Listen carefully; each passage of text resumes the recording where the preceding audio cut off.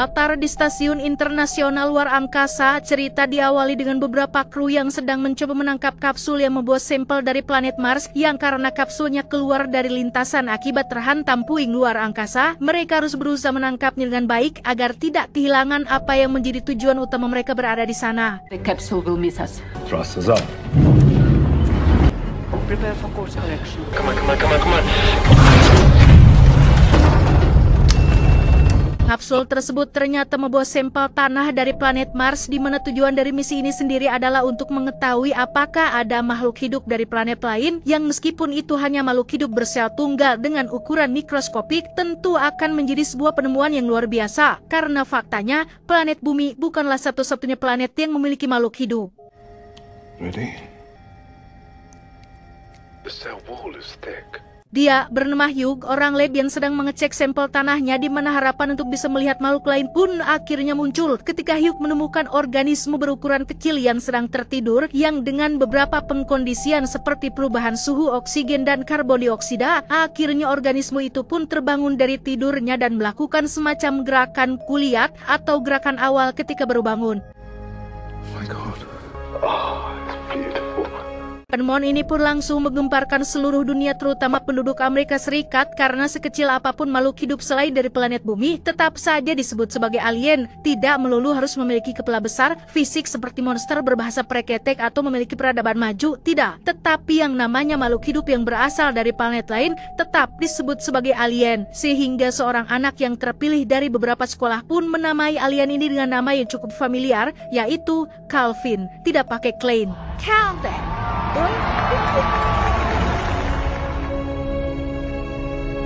Beberapa waktu berlalu, Hugh berhasil mengembangkan organisme kecil ini menjadi ukuran yang bisa dilihat oleh mata telanjang, yang caranya sendiri adalah dengan diberikan zat gula yang diibaratkan sebagai makanan, sehingga organisme ini pun mengkonsumsinya dan dengan cepat tumbuh dalam waktu yang relatif singkat. Perform every somatic function on its own. Hello, Calvin. Beberapa hari berlalu, terjadi malfungsi tepat di laboratorium yang menyebabkan Calvin alias si alien mengalami koma alias tidak bergerak sama sekali, sehingga Hugh yang penasaran pun mencoba untuk membangunkannya dengan cara disetum listrik bertegangan kecil, berharap Calvin akan bangkit kembali.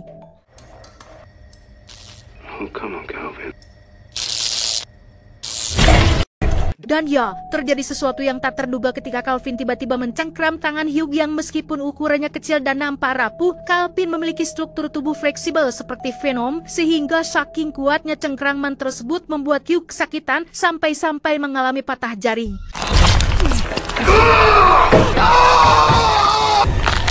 Come on! Who's going in? Atas dasar protokol keamanan dan keselamatan, kru yang lain pun tidak bisa masuk untuk membantu, di mana Calvin akhirnya melepaskan tangan Hugh. Tetapi alangkah terkejutnya mereka semua saat melihat Calvin berusaha untuk keluar dari kotak kaca dengan cara menembus sarung tangan karet yang ada di dalam sana. Jesus. Pada akhirnya, Calvin pun berhasil keluar, namun yang menjadi kejutannya adalah dia berusaha membunuh seekor tikus percobaan dengan cara melilitnya, yang pada saat bersamaan satu kru bernama Rory pun segera masuk untuk membawa Hugh keluar, yang ketika pintu akan ditutup, Calvin pun dengan cepat menempel di tubuh Rory, sehingga dia harus rela terjebak di dalam sana.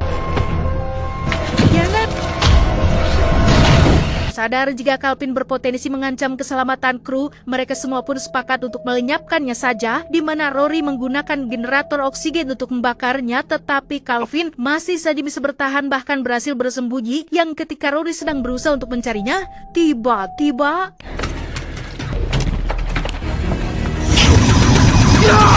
It's behind you! Ya, Rory alias Deadpool sepertinya harus menjadi orang yang menerima honor paling rendah di antara yang lain ketika dia mati lebih dulu setelah Calvin masuk ke dalam tubuhnya, yang ketika generator menyentuh katup udara dan menimbulkan alarm peringatan, Calvin yang sudah memakan isi tubuh Rory dan menyedot semua darahnya pun kini menjadi berukuran besar dan berhasil kabur melalui saluran udara.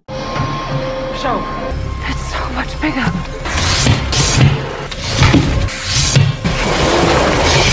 Masalah pun bertambah tatkala pemancar mengalami gangguan yang mengakibatkan komunikasi dengan bumi terputus, yang berarti mereka tidak bisa meminta bantuan kepada orang bumi, sehingga Katrina, salah satu kru wanita, pun mengajukan dirinya untuk keluar dari stasiun untuk memperbaiki pemancarnya. Don't worry.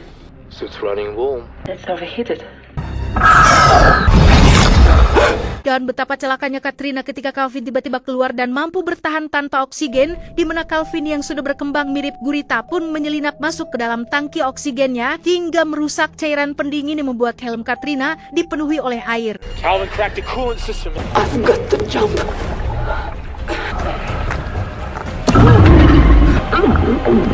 Salah satu kru bernama David pun sempat akan menolongnya, tetapi usahanya gagal setelah Katrina keburu tewas kehabisan nafas, sehingga mereka semua pun harus rela membiarkan Katrina mati melayang di luar angkasa. Cat, come on.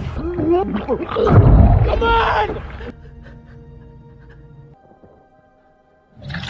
Tak punya waktu untuk bersedih, mereka harus segera menutup semua celah agar Calvin tidak bisa masuk, yang mana satu-satunya celah tersebut adalah melalui pendorong, sehingga Sho, sang teknisi asal Jepang, pun berinisiatif untuk menghidupkan pendorong supaya Calvin mati terbakar, dengan resiko stasiun ini akan bergerak keluar dari orbit alias berpeluang hancur memasuki atmosfer bumi. Pilot. I'm sorry guys, I can't see.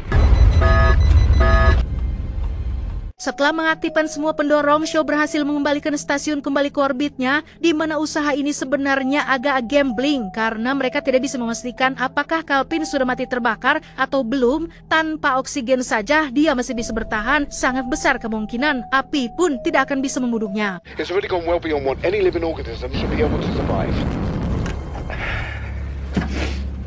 Saat kru lain sedang riuh meriksa semua sudut stasiun, Hugh yang masih belum pulih total pun terlihat sedang mengobrol dengan satu-satunya kru wanita yang masih tersisa bernama Miranda, yang di situ Hugh menjelaskan tentang perilaku Calvin yang sebenarnya dia tidak ingin membunuh, tetapi memang harus membunuh. Tidak seperti alien-alien di film lain yang ingin menguasai dunia, alien Calvin ini hanya sedang berusaha untuk bertahan hidup dengan cara meminum cairan makhluk hidup lain, yang karena di stasiun ini hanya ada manusia, yaitu mereka semua, maka jangan salahkan Buddha mengandung apabila mereka telah cari mati sendiri dengan mendatangkan Calvin dari planet Mars. These creatures could have dominated Mars. Tiba-tiba, Hugh pun tak sadarkan diri yang ketika diperiksa ternyata Calvin sedang memakan kaki Hugh di balik celana, di mana Calvin sendiri sudah tumbuh menjadi sosok alien dengan fisik yang aneh, sehingga mereka semua pun dengan cepat melarikan diri. Yang ketika David dan Miranda sudah aman, Sho yang berada paling belakang pun terpaksa masuk ke dalam kapsul tidur dengan si Calvin yang hampir saja berhasil memecahkan kacanya. Namun seketika Calvin pergi, setelah David dan Miranda mencoba memancingnya menggunakan darah si Hugh berikut dengan jasadnya, sehingga ketika Calvin sudah masuk ke dalam jebakan dan sibuk menyedot semua darah Hugh, mereka berdua pun segera mengunci pintu agar Calvin tidak bisa berkeliaran lagi.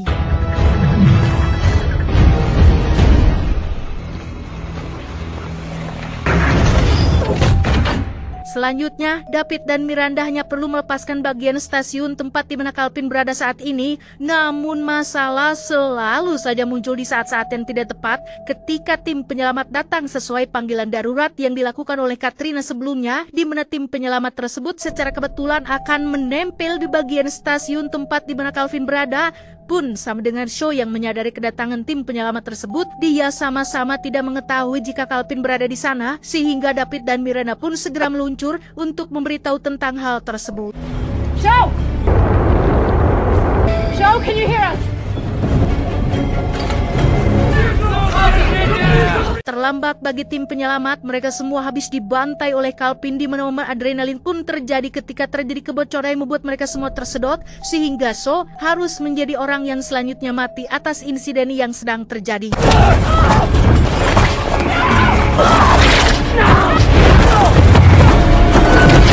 Tersisa David dan Miranda, mereka berdua lagi-lagi harus menghadapi masalah baru akibat insiden barusan. Mereka hanya punya waktu sekitar 39 menit lagi sebelum stasiun ini memasuki atmosfer bumi dan akan hancur berkeping-keping. Tak masalah jika mereka mati, namun yang dikhawatirkan adalah Calvin sudah pasti akan bertahan, yang apabila dia sampai mendarat di permukaan bumi, bisa dibayangkan betapa celakanya penduduk bumi apabila Calvin tumbuh dan berevolusi menjadi alien berukuran raksasa angkasa, baru menyedot darah beberapa manusia saja ukurannya sudah sebesar itu. Bisa dibayangkan betapa mengerikannya bencana yang akan terjadi apabila mereka berdua gagal untuk mencegah stasiun ini memasuki atmosfer bumi. The CPU is still up. That's a miracle. Alhasil mereka pun menyusun rencana untuk membuat Calvin tetap berada di luar angkasa dengan memanfaatkan 2 buah skoci darurat. David akan berkorban untuk membawa Calvin menjauhi planet bumi, sementara Miranda akan pulang menggunakan skoci yang satu lagi. I use the oxygen candles, so wait here. I'll signal you. Faktanya, Calvin tetap membutuhkan oksigen untuk bertahan hidup, yang karena oksigen di stasiun ini sudah mulai menipis, maka Calvin pastinya akan mengincar generator oksigen, yang hal itu dijadikan umpan agar Calvin masuk ke dalam skoci David, sehingga ketika rencana itu sudah berhasil dijalankan, David hanya perlu mengendalikan skocinya supaya menjauhi bumi dan tetap berada di luar angkasa.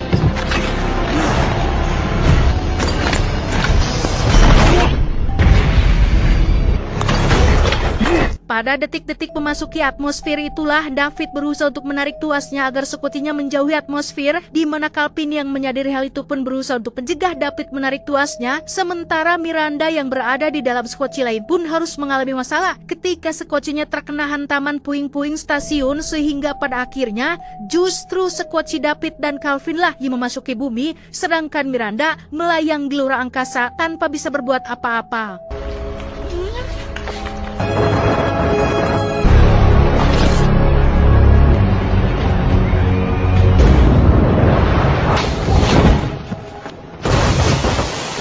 Entah apa yang terjadi selanjutnya, Calvin sudah pasti akan memakan para nelayan ini dan mencapai daratan dengan memakan makanan yang lebih banyak. Syukur-syukur kalau yang dimakan hanya koruptor dan orang-orang jahat, namun Calvin jelas akan memakan semua yang dia temui, sehingga cerita masih akan berlanjut di film keduanya yang entah kapan akan dirilis.